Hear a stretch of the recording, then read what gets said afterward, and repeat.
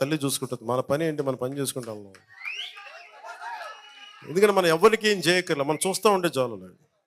నన్ను చాలాసార్లు తిడతా ఉంటే ఏం చేస్తాను తెలుసా, నేను అనుకుంటవచ్చు కదా, మీరు అందరూ అనుకుంటుంది కదా ప్రశ్న, ఎలా భరిస్తాను నేనని. నేను ఫస్ట్ నన్ను తిట్టే వీడియోలు నేను చూడను. వాళ్ళు అనుకోవచ్చు చాలామంది, నాకు మొన్న చెప్తున్నారు నిన్ను ఎలా తిట్టారంటే, అమ్మ చెప్పలేదు విషయం అంటే నేను చెప్తే నేను వేరేలా ఆలోచన. నేనేంటంటే బై డిఫాల్ట్ సెట్టింగ్ నేను చూడను, నేను విన్నాను. నేనేం నమ్ముతానంటే, తల్లి నా గుండెల్లో నువ్వు ఏది మంచి అదే చేయనివ్వు, నన్ను ఏది వినాలో అదే విననివ్వు, దేనికి స్పందించాలో దానికే స్పందింపచేయి. ఇంకా నన్ను ఎన్ని రకాలుగా నేను చూడను కూడా చూడను నా గురించి. సో అందుకే నన్ను ఎవరిని తిట్టినాగా నాకు అర్థం కాదు. అట్లాగా ఎవరిని తిట్టినట్టు ఉండదు.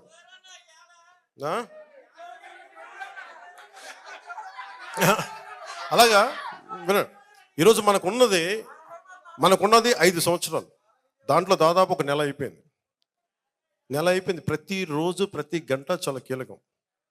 నాకు ఇలా ప్రతిసారి కలవటం కంటే కూడా నాకు పని చేస్తే మీ జీవితాల్లో మార్పు తీసుకురాగలుగుతాయి. అలాగే జన సైనికులందరికీ చెప్తున్నాను, ముఖ్యంగా యువతకి చెప్తున్నాను, అమ్మ మిమ్మల్ని ఎక్కడ మర్చిపోతాను తల్లి, మీరు నా మీద కోపపడతట్లా. తల్లి లేకుండా నా పదం ప్రయోగం ఉంటుందా? జనసేన అంటే ముందు మీ పేరే చెప్తాను తల్లి. అల్లావుద్దీన్ అద్భుత దీపాలు ఉంటాయి కదా, అన్న మాకు ఈ సమస్య ఉంది తీర్చేద్దాం, ఇట్లా అంటే భూతం వస్తే తీర్చేయండి. అలా జరగదు, నలగాలి. అందుకే 5 సంవత్సరాలు ఇచ్చింది రాజ్యాంగం మనకి.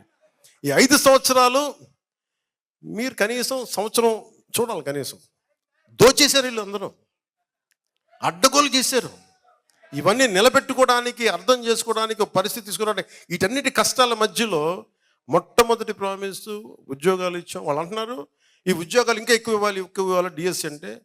మీరు అది కూడా ఏడవలేదు కదా మీరు. కరెక్టే, చాలా ఉన్నాయి, లక్షలు ఉన్నాయి ఉద్యోగాలు. నేను చెప్తాను కదా, ఇప్పుడు డిప్లొమా మన ఫారెస్ట్ డిపార్ట్మెంట్లో 420 పోస్టులు ఖాళీగా ఉన్నాయి. డబ్బులు లేవు, ఖజానాలో డబ్బులు ఇవ్వడానికి. ఎక్కడి నుంచి డబ్బులు ఇస్తాం? ఎర్రచందనం పట్టుకెళ్ళిపోయి అమ్మేసుకున్నారు. నేపాల్లో ఎన్ని వేల మెట్రిక్ టన్నులో ఉంది నేపాల్లో. నేపాల్ ప్రభుత్వం తిరుపతి నుంచి వెళ్ళిన ఎర్రచందనాన్ని నేపాల్ ప్రభుత్వం పట్టుకుంది. కానీ మన చెక్ పోస్టులని వదిలేసింది. ముఖ్యంగా మన ఆంధ్రాలో ఉండే చెక్ పోస్టులను వదిలేసింది. వెళ్ళిపోండి. పెద్దిరెడ్డి గారి వెంటనే పంపించండి, అస్సలు నేపాల్ పంపించండి. మిథున్ రెడ్డి గారి పంపించండి. కానీ నేపాల్ పోలీసులకు పాప మిథున్ రెడ్డి గారు పెద్దిరెడ్డి గారు ఎవరు తెలియదు, ఆపండి అన్నారు. ఎక్కడ తీయాలంటే దాని రూట్ తిరుపతికి వచ్చింది. లాంగ్వేజ్ ప్రాబ్లం వాళ్ళకే ఉంది. వాళ్ళు ఎర్రచందనం ఒకటే లాంగ్వేజ్ కదా. ఈ ఎర్రచందనం కాహాయ్ అంటాడు, అది పట్టుకుంటారు, తీసుకెళ్తారు. పట్టుకుని ఇప్పుడు ఆ ఫైల్ నా దగ్గరికి వచ్చింది. దాన్ని ఏమంటారు, ఎర్రచందనాన్ని ఇక్కడ తీసుకురావాలి, ఏం చేయాలంటే దానికి ఏదో పెట్టి దాని గురించి కింద మీద పడుతున్నాం, తీసుకురావడానికి ఒక ప్రయత్నం చేస్తున్నాం. ఇవన్నీ మీరు చూడండి, ఇప్పుడు దాకా తెలియదు కదా మీకు. అంటే ఒక ఎర్రచందనం మనకి నేపాల్లో పట్టుబడింది అంటే మీకు ఎంత అలసత్వంగా ఉన్నాయి చెక్ పోస్టులు. మీరు అక్కడి నుంచి తీసుకొచ్చి ప్రతి చోట పోలీస్ చెక్ పోస్టులు ఉంటాయి. నువ్వేం తీసుకెళ్తావు జేబులో, మనకి ఎన్నిసార్లు మనకి ఎలక్షన్ కమిషన్ టైంలో మనకి అడుగుతారు. అలాంటిది ఎర్రచందనం అంటే ఎన్ని వేల మెట్రిక్ టన్నులు, ఎన్ని లారీలు వెళ్ళాలి. అన్ని లారీలు చాలా సునాయాసంగా వెళ్ళిపోయి నేపాల్ దాకా. అంటే మీకు ఆ స్థాయిలో ఉంది దోపిడీ.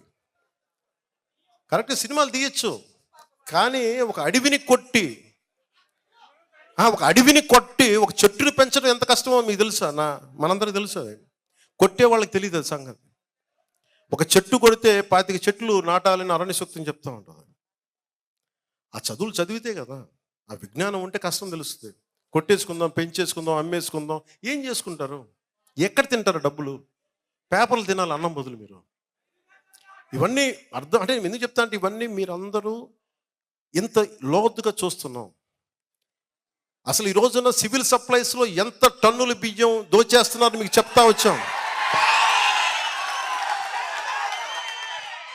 మనోహర్ గారికి నేను ఒకటే చెప్పాను, మనం మాట్లాడాం, సివిల్ సప్లైస్ మీ చేతిలో పెట్టాం, అక్రమ రవాణా బియ్యం మీద ఉక్కుపాదం మోపండి, అది ఒక్కటే మాట చెప్పాను. ఆయనకి నా అభినందనలు. బలంగా చేశారు, సీజ్ చేశారు గోడౌన్స్. కానీ వెనకున్న సూత్రధారులను పట్టుకోవాలి, ఎవరెవరో తెలియదు, ఇంకా ఎతుకుతున్నాం, చూద్దాం. అలాగే చెరువులు, మట్టి, ఇసుక, మట్టి, శ్మశానం, మైనింగ్ అన్నీ పట్టుకుపోతాం. ఇవన్నీ ఆపాలి.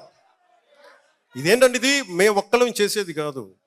ఒక తెలుగుదేశమో, జనసేనో, భారతీయ జనతా పార్టీ నాయకులు, గౌరవ ముఖ్యమంత్రి చంద్రబాబు గారు కాదు, మీరందరూ కలవాలి. దీంట్లో ఒక మార్పు రావాలి అంటే మీరందరూ కలిస్తే తప్ప మార్పు రాదు.